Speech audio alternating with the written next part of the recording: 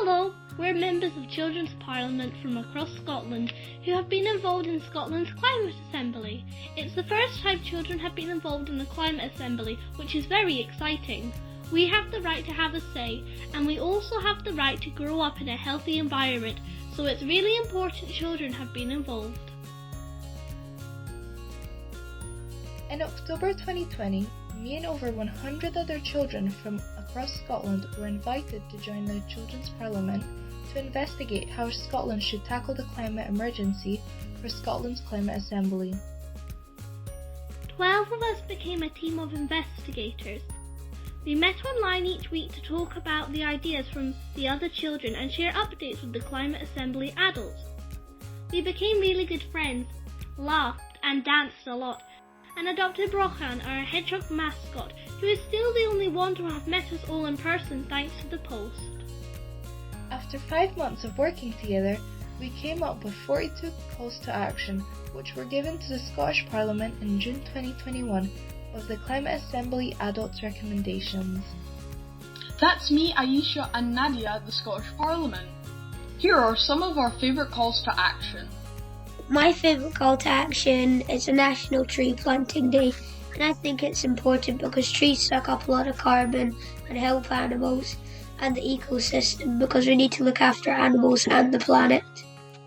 And I feel like we need to teach everybody about the wider picture, because we all think maybe about one thing, maybe that's littering or something like that, but there's so many different things that contribute to the situation. If children learn about climate change, they will want to do something about it because they'll know how important it is for the planet. That's what happened with me. I didn't know much about climate change before this, and now I want to change it so much, and I'm so passionate about the subject. So, what happened next? While we waited for the Scottish Government's response, we talked about our calls to action with our families, friends, teachers, politicians, the news, the First Minister and the Cabinet, the United Nations, and even the Queen. In November, we took part in COP26 to tell people about what it was like being children in the Climate Assembly. We were some of the youngest children to be at COP26, and it was also the first time we got to meet in person. In December 2021, we heard what the government had to say about our ideas and what they will do next.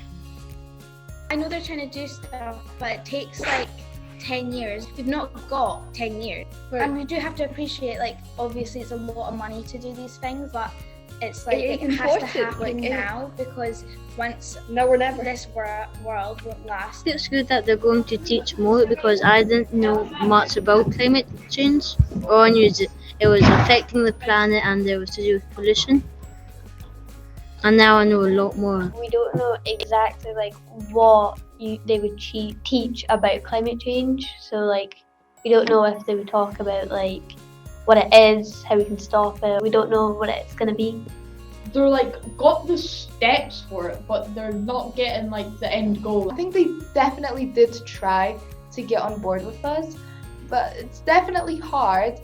But I think we should give some credit to them, because they did respond, and that's what we really wanted. But they should also make one, I know this might be a bit of work, but then also one where children, it's more of a children type of version. So then, that's a good idea. So then when they read it, they realise what's going on. And it's been a big journey for all of us, and the adults too. My favourite thing about being involved in the Climate Assembly was knowing that people actually cared and wanted to hear about what I had to say. So it made me feel like people wanted to know what I thought as a child that's grown up on an island. I actually feel heard. I'm just really thankful because I've learned a lot about climate change, and now I can spread the word to other people. I sort of feel like the connection between children and adults can mean a lot when adults are listening to children. They have a sense of integrity, personal integrity, based on what they see around about them. They appreciate right from wrong. They appreciate that things have to be done. I was a member of the Assembly for Climate Change. I had the great privilege of being able to meet some of the children from the Children's Parliament. The children brought their own style of learning with them. They brought enthusiasm, knowledge, creativity, and I feel this is their future world.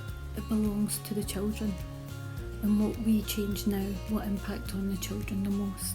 The children's calls to action were confident, bold and resourceful.